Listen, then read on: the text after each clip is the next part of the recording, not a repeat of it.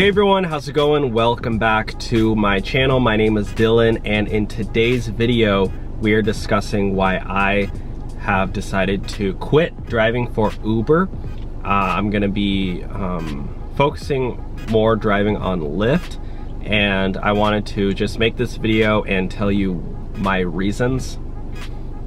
So if you're thinking about quitting, maybe this video will help you save time, because our time is precious in this world. We only have one lifetime. God, gave us this ability to live on planet Earth and have a nice, fruitful, beautiful life. And I don't think it's worth it to do something if you're not passionate about it, and if you're not getting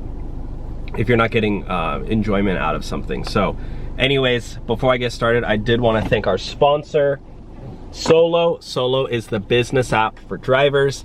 And when you use our link below, you can get $15 simply for signing up for free and linking your gig account. Now that offer expires at the end of the month, so make sure you do that before the end of the month, and that offer is going away. So sign up for Solo. It's the business app for drivers, and they also get you guaranteed pay, so you can make more money when you're out there driving. Okay, so we have a lot of stuff to talk about, okay? Number one is pay. So it's at no surprise that Uber isn't a job that, makes the everyday average person rich. Now, I do think that you can get rich and wealthy from driving gigs, but I do think you need to pick and choose your battles, right? If you can make 2,000 bucks a week, take some of that money, put it into a savings account, invest it, start a business on the side, I think, yeah, it's totally worth it. But doing this as your sole means of income, right now, I just don't think I'm at the point where I need the money to be driving every single day. Now, secondly, I'm being forced to quit because Uber, I've been having my background check pending for weeks now. I've been trying to call Uber support. I uploaded all my documents. I went and got a freaking car inspection, and I passed. And I uploaded it, and it's still been pending for weeks. And it's like, at this point, I'm moving on. Lyft approved me, so I'm gonna be driving for Lyft very, very soon. I just got my dash cam, so I need to set that up before I do my not first ride, but my first ride back, since I've taken a big break. I tried driving during the pandemic, and honestly, with the face mask and everything, I don't know. Anyways, so another reason is car expenses. Driving for Uber, you have a lot of car expenses, not only gas, but we're also talking about wear and tear in your car and car depreciation, right? Every single mile you put on your car's going down in value. You're gonna ruin your car the more you drive. The next one is, I saw an interview with Uber CEO, and he was laughing when Harry Campbell asked him about driver pay. And I think that just shows that, if you have a CEO who doesn't really feel for the workers that the company's dependent on, and if you laugh when somebody asks, because Harry Campbell said in an interview with Uber CEO, like, hey, you said recently that that drivers can make $39 an hour during utilized hours. And the Uber CEO just laughed. And it's like, there are so many. I think most of us sign up to drive for Uber or Lyft when we're really struggling in life. I think the people who sign up and are doing well in life and just want to use that extra money to invest or whatever, I think that's a really small percentage. I think most people sign up because they can't, they have no other option.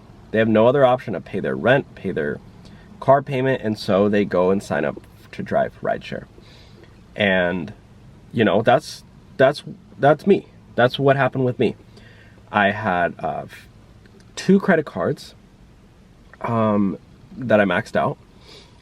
Not good. Don't recommend doing that. Had my car payment, and I had all these, rent, food, obviously all this stuff, insurance, and I had thousands of dollars a month I needed to pay with all these credit card bills, and I was paying 29% interest on these credit cards, and I had zero savings. So only just paying off the credit cards and living off credit cards, which is not smart at all. And, I did have jobs, but, all the money was just going to waste. And so I had to sign up to drive for Uber. And, I ended up quitting really because I found a full-time, more steady job that doesn't force you to pay to drive.